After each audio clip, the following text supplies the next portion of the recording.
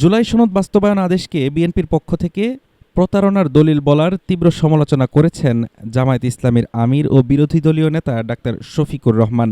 গতকাল রাজধানীতে ১১ দলীয় ঐক্যের এক সেমিনারে তিনি বলেন, এমন মন্তব্যের মাধ্যমে মূলত জনগণকেই মূর্খ বলা হয়েছে।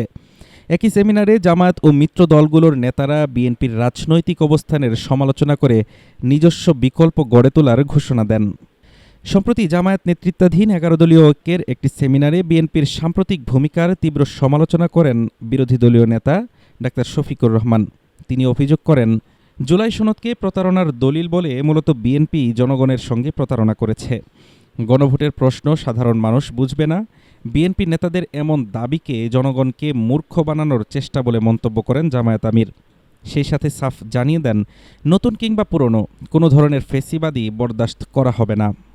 অনুষ্ঠানে ত্রয়োদশ সংসদ নির্বাচনে ১১ দলকে হারানোর ষড়যন্ত্রে অন্তর্বর্তী সরকার ও কিছু দল নিরপেক্ষ ব্যক্তি জড়িত ছিল বলে গুরুতর অভিযোগ তোলেন বিরোধী দলীয় নেতা। তবে দেশের শান্তি শৃঙ্খলার স্বার্থে তারা নির্বাচনের রায় মেনে নিয়েছিলেন বলে জানান।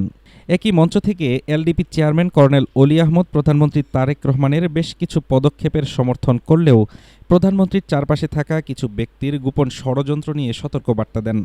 এছাড়াও শরিক দলগুলোর নেতারা অভিযোগ করেন, বিএনপি জুলাই বিপ্লবের চেতনাকে মূল রাজনৈতিক ধারার বাইরে ঠেলে দেওয়ার পরিকল্পিত চেষ্টা করছে। অতীতে বিএনপির সঙ্গে আন্দোলনে থাকলেও দলটির প্রতিশ্রুতির বাস্তবায়নে বারবার ক্ষতিগ্রস্ত হওয়ার দাবি করেন তারা। আর তাই এবার মুখে সংস্কারের কথা বলে বাস্তবে তার বিরোধিতা করা বিএনপির উপর আর নির্ভর না করে নিজস্ব রাজনৈতিক বিকল্প গড়ে তোলার ঘোষণা দেয় ১১ দলীয় ঐক্য। হাফিজুর রহমান তুষার, ঢাকা টুডে।